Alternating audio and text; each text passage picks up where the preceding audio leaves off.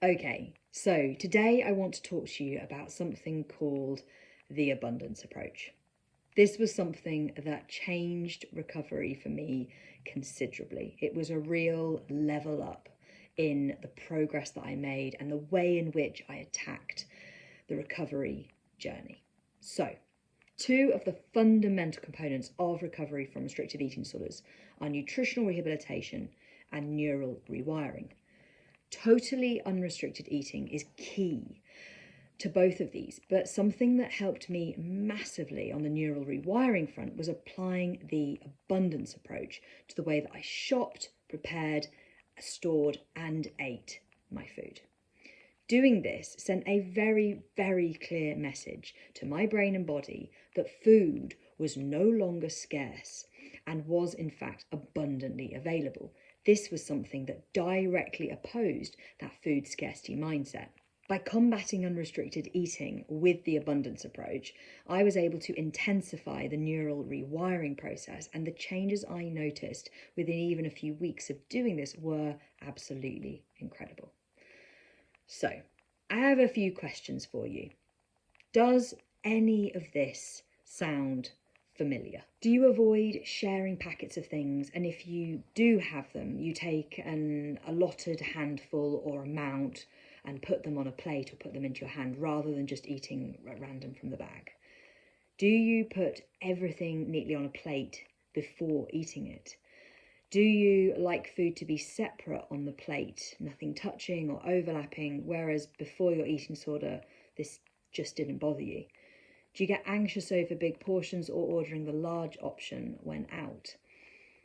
Do you knee-jerk no to random and or spontaneous food offerings? Do you feel an urge to feed others or give food away if your cupboards or fridges suddenly become really full, or if you have anything in the house that you've bought and you've tried but it's maybe not as you liked it or it's not quite right and you just want to have that feeling of, right, I'm going to give it away? Are you anti-grazing? Does the concept of grazing just seem a bit, oh, no, don't really get that, I don't do that, I'm not that kind of person, whatever it is? Are you anti-grazing? Do you regularly put things back at the shop because you're concerned that you're going to be buying too much and there's going to be too much in the house and how you're going to get through it and all of that?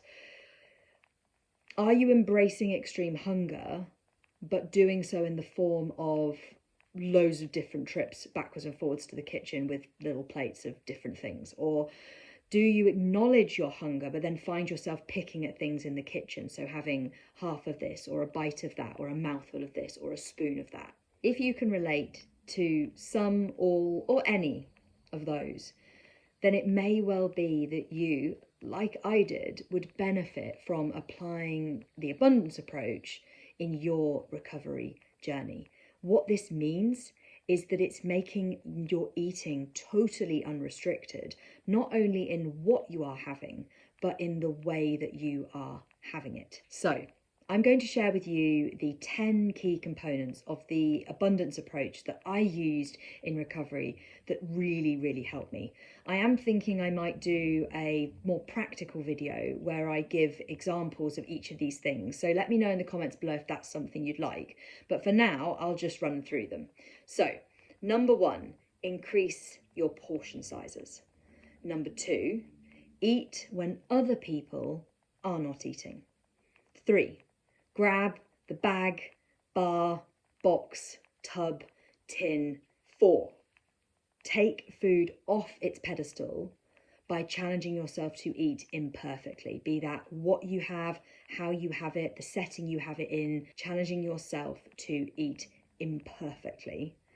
5, grazing, and this includes the tin of abundance that I've done a video on previously. 6, flipping the knee-jerk no's to yeses. 7, ditch the small cutlery, plates, bowls, etc. 8, apply and, not or. And I can go into this a little bit more in the practical video if that's something you'd like to see.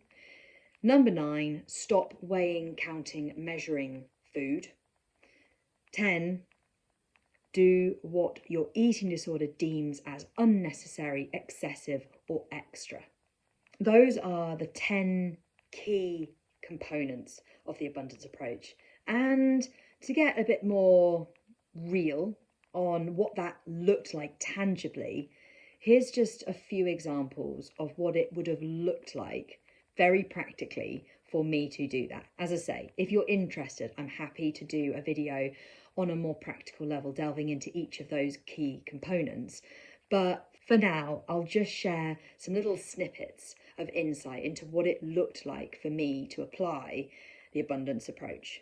So, I filled the cupboards and fridges with food, lots of food, plentiful amounts of food.